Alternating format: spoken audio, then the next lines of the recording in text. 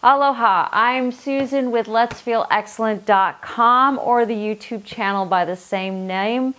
Welcome, and this blog is really important in my mind because I want to tell you why steroid or cortisone injections don't actually work. And I know there's a lot of you out there that opt for these things, not only in the low back, but in the shoulder and in all sorts of joints and nerves and tissue, opt for the cortisone injection. And I want you to know that they are actually super dangerous.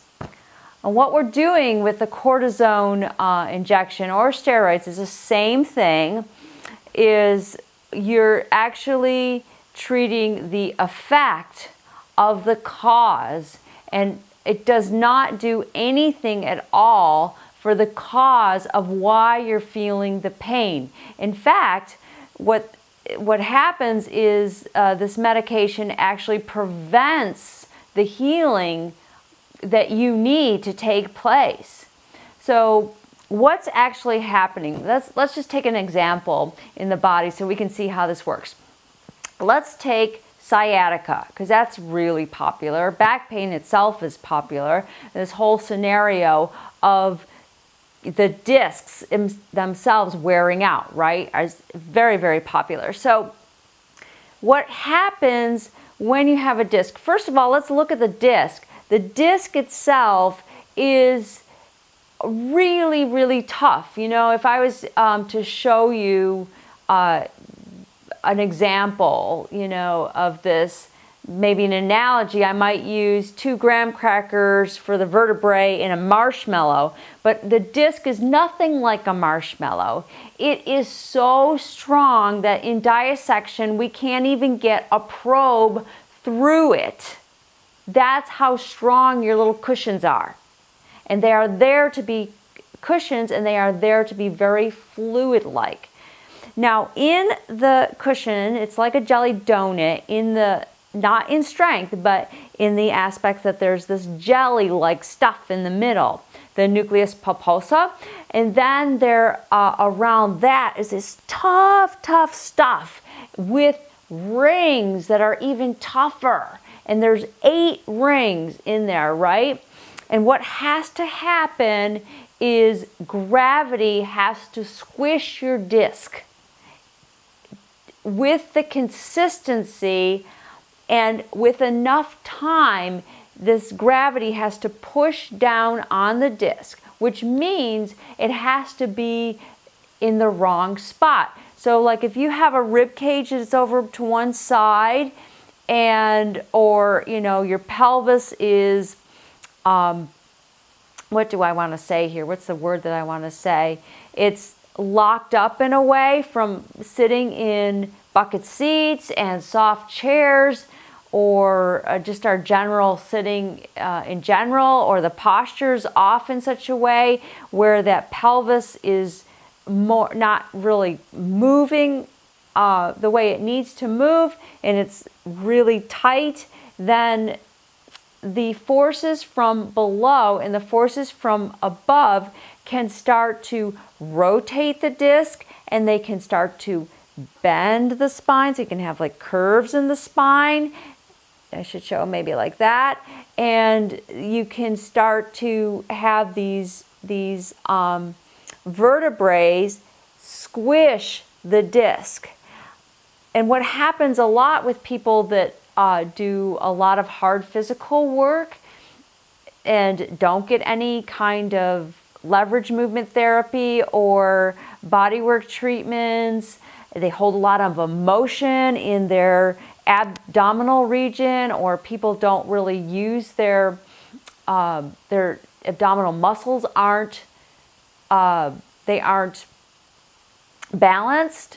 If they have digestive disorders and that those organs are getting full and they're pulling on the low back, if the psoas isn't allowed to be a pump for the digestive system and a pump for the core, if the person isn't breathing, they're thinking a lot, or they're not breathing correctly, they're not getting that deep breath, then all of these things can rotate the vertebrae, and it can side bend the vertebrae in ways that can squish the disc. It can compress the vertebrae. Also, there are several things that we've talked about in other blogs, but also we can talk about them here, that can dehydrate not only the disc, but the tissue around the disc. Acids that are sitting in the space that can't get cleared out, craniosacral rhythm that's not really pumping down there in the low back, can't really clear the debris out. It can't get that debris back into the bloodstream for cleansing. Also, all of these compression issues and the holding can make the spine more like a galvanized pole. And when this happens, it starts to, like we said, squish the disc.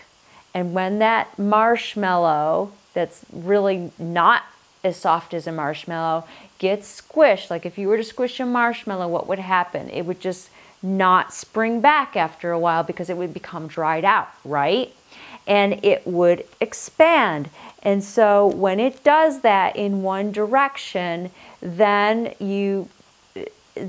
what happens is the jelly starts to come out of the donut because it starts to break through those 8 layers. So each time it breaks, that's an injury. And what it needs to do, even though those layers are so strong, it needs to break through all 8 layers in the same line in order for that jelly to come completely out of the disc and actually rupture. You can still have a bulge from the jelly pushing on it. So if you imagine the jelly's pushing out, and that's going to create a little piece of the marshmallow coming out, and that can compress the nerve. So we have actually several injuries going on to create this herniation or the sciatica in the body, and not to mention all the other dehydrated situations and muscle imbalances and places in the hip and the low back and the other areas in the body that would have to also happen to create this situation. So it causes a lot of inflammation to come to this area, and especially when it's bulging out and actually pressing on the nerves. By that time, the nerve has just had it. And, so all of this inflammation comes. And we tend to want to reduce the inflammation because we go to the doctor and we say we're in pain. Well, the pain is caused by the inflammation, so let's just get rid of the inflammation. No, we need the inflammation. The inflammation is the blood and the lymph that's actually healing the injury. The thing is, if you have this disc that's got the jelly coming out of the donut, it's not going to, the inflammation alone is not going to heal the whole situation. The pressure's got to be taken off of that disc. So it's got to be aligned, and the pressure's got to be taken off from above and below. So the architecture needs to be restored. The fluids around the area throughout the body that are dried out need to be restored so that that structure, that architecture can support gravity. Make sense? Gravity's pushing down on you. 33.5 pounds per square inch. If your spine is not in the right place or can't move to the right place to support you, then you're gonna have this compression, you're gonna have this squishing going on because you don't have the support there. So that is what needs to be corrected. Not at the time when this inflammatory hot injury is happening. When the inflammatory hot injury is happening, it's better to reduce the inflammation by, one of the best ways is lymphatic drainage. It's really relaxing to the autonomic nervous system, which is right there. And it's also, it's kind of like comes in like the Red Cross to help the injury. So think of a flood that happens. Like say, you have a big rain and the flood comes down and washes a bunch of rocks and debris into the highway. And or into the road, whichever you want to imagine. And so the allopathic way of giving a cortisone shot would be like closing the road entirely. The lymphatic drainage or the craniosacral therapy way of helping the inflammatory process to get finished quicker so we can rebuild that rock wall or put those rocks back to where they were functional, then that is kind of like, helpers coming in and cleaning off the debris of the road, and then you can open the road and it's totally functional again. Okay, so if that makes sense, that's how the inflammatory process works. When a person opts to have these injections, I think a lot of times they don't even know what's being injected into them. It's a corticosteroid. And although steroids are familiar to our body, our adrenals make cortisol, and we need these hormones in our life, synthetic hormones are a totally different ballgame. Synthetic anything is not something that's going to be easily digested by the body, and it's not easy to get out of the body. So you inject cortisone or a steroid into the body, you're not only affecting that area and putting toxins into that area, but you're also affecting your adrenals and your kidneys. Those are down in a lot of people anyway. We need them.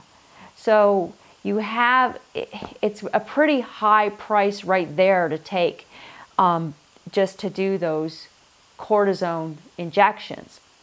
And like I said, they cut off the blood supply. They're termed by a lot of MDs, even ones that talk against them, as being wonderful for reducing inflammation.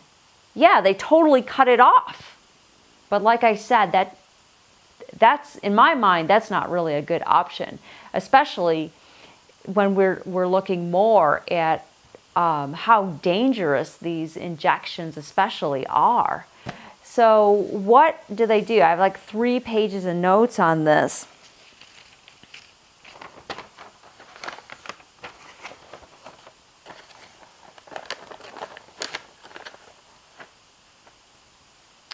Okay, so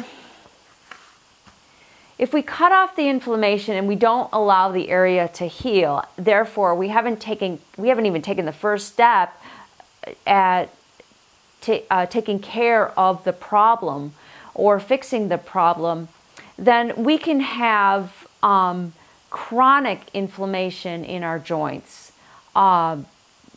any joints. It not only, again, the problem, it would be pretty rare that it would only be in that area. And so when we start having inflammatory processes, which can happen more under more reasons than just joint pain or inflammation in joints, then we start to have, if we don't take care of these things, we start to have a chronic inflammation, silent inflammation. And silent inflammation is not felt via pain. You're not going to feel it. You're not going to get a pain signal on that one. And silent inflammation is the one that will kill you. That's the one that causes the Alzheimer's and the heart disease and the cancers. It causes several different kinds of cancers. The silent inflammation is chronic inflammation. That when we say that, it means that your body doesn't have to have any kind of injury or movement to set off this inflammation. It's just happening all the time. Now, when I say that inflammation can have different causes, well, foods that irritate your digestive tract can, or your respiratory system can cause inflammation. Stress can cause inflammation. These injuries can cause inflammation. All kinds of things can cause inflammation. And when we have an inflammation load, time after time after time, episode after episode after episode, then we increase our chances of producing this silent inflammation that can actually literally rot your brain and your organs. So we really don't want that. But what are the dangers of, the actual dangers of the injections themselves, especially repeated? Okay, one thing is osteoporosis. They take a wicked amount of calcium, these things, to use. The calcium is going to be taken from your bones. I'm just going to get a little sip of water. Oh, and this is a good one. Okay, so not only can it cause silent inflammation, it can actually rot your joints, other joints. Like, have you ever noticed when you take a medication, like say an ibuprofen, how does it know where to go? It doesn't. So it goes everywhere. So it just shuts off the blood everywhere. So it shuts off the blood to your organs and to your other joints as well. A lot of us have stabilization, overstabilization in the hips. And so what happens a lot with repeated steroid or cortisol injections is the ball and socket joint of the hip starts to rot out. So you could be having these injections in your spine or your shoulder or some other places that isn't related to the hip, and still your hip could wear out. Hip replacement really isn't fun, and you need your hips too. So it's better that we just get all of the connective tissue just working for you and your architecture functional for you. That there's no risks to that. Absolutely none. Okay, so if it doesn't work, most doctors try it a few times, and sometimes people get them over and over and over again, which I find absolutely phenomenal. But there comes a certain time where if it doesn't work, the reason these invasive injections are being used is because medication didn't work, which we'll do a whole separate blog on that, why it doesn't work in the first place. But now the injections aren't working, and the injections were to be a less invasive thing than surgery. So now if the patient opts for surgery or a suggested surgery, all of the risks of surgery are like a bazillion times higher now, because now the immune system has been so compromised and the tissue has been so weakened and the adrenals are so down, so the autonomic nervous system is so down and downregulated. So, all of those risks that surgery would normally have are exasperated, like by many, many, many fold. Okay? Okay, so now we're going to get into the really, really scary stuff. The needle's going to go in. One teeny tiny, itsy bitsy slip. And that thing goes into the dura instead of outside of the dura. Now you have, and it's not a maybe, you have excruciating, unpredictable, daily pain that you cannot escape. I can't even do anything for arachnoiditis. So if you have arachnoiditis, I mean, the best thing I could do for you is really calm your nervous system down with craniosacral or lymphatic drainage. But, you know, daily treatments, hourly treatments, you know, what do people do? And a lot of people are having this situation. So that could happen. One itsy bitsy tiny slip into the artery and you're dead. That can cause a stroke and you're dead. This medicine is an excitotoxin. It is highly toxic, highly dangerous. It is not FDA approved even. So it's not like an herb is not FDA approved. This stuff is really, really dangerous. So you want to think about it a little bit, because there are alternatives that have absolutely no dangers at all to them, like making your fascia, your organ of support gravity. Paralysis. Paralysis is a real issue. Again, all it takes is one slip or oops, I don't know even why that happened. So paralysis anywhere in the body, boom, you just can't use it. Your life has changed forever. That's not better, in my opinion. And this might not really impress you too much. 4% of people just plain out die from them. And you don't know which injection that's going to happen. So like if you have one or two or three and you say, oh, well, I survived those, so I must be okay with it. No, you could die on the fourth one.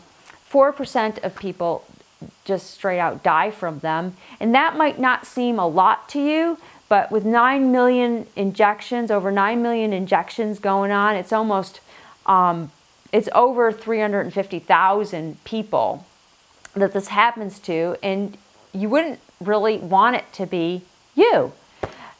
Any of these things, when we're talking about death, you're really not going to go out like a light bulb either. So just keep that in mind, that you know, before you die, there's going to be a significant amount of suffering. It's really not going to be very fun. Okay, the kind of medication that's used. So most doctors in back pain clinics use Kenalog or Depomedrol, but most of them use Kenalog. And the makers of these drugs say that they are not supposed to be used for epidural use. They are not safe to be used for epidural use. That's how dangerous these substances are that are being injected into you. So they say what I just said. They can cause death or paralysis or any of these other things that we have mentioned. So if you are going to opt for this very temporary remedy, if you can even call it a remedy, and you do want to try some body work like structural integration or lymphatic drainage to give you a true remedy, please keep in mind that once you have an injection, you cannot get any body work of any kind for 72 hours. The reason for that is that I would just be pushing that toxin around in your body. So first of all, you'd waste your shot because it wouldn't be in the area anymore, and then it would just be pushed around in the body. I've had clients come and they insist, and I've talked to their doctors, and they just insist that a massage would be the best thing for their clients after they get one of these shots. Again, this is really dangerous, and it just blows your shot. Okay, so what can you do? Well, first of all, don't wait until you have pain that limits your life. I've worked with babies. I've worked with kids. Get your structure in top shape. And the best time to work on it is when you don't have pain. When you have these highly inflamed situations, no body worker can work on the inflammation. Like I said, you can only do lymphatic drainage or craniosacral to bring down the inflammation, to bring the injury into a chronic state, and then it can be worked with. I mean, think of something swollen. Do you really want somebody pressing on that area? No. So some people say, well, I'm going to wait because I'm doing all this work and then I'll really have some stuff for you to work on. Don't do that. Make a decision, make an investment, and get your body in shape. And I don't mean just exercise there. I mean get some body work to get your structure in alignment. It's really, really important, and your life will be very grateful for it. Okay, so if this video was helpful to you, please give me a thumbs up and share it with other people that you know that may be suffering with this. I know there's a lot of you out there. Let me know your questions at letsfeelexcellent.com. I'm Susan Nutowitz, wishing you an excellent day. Aloha.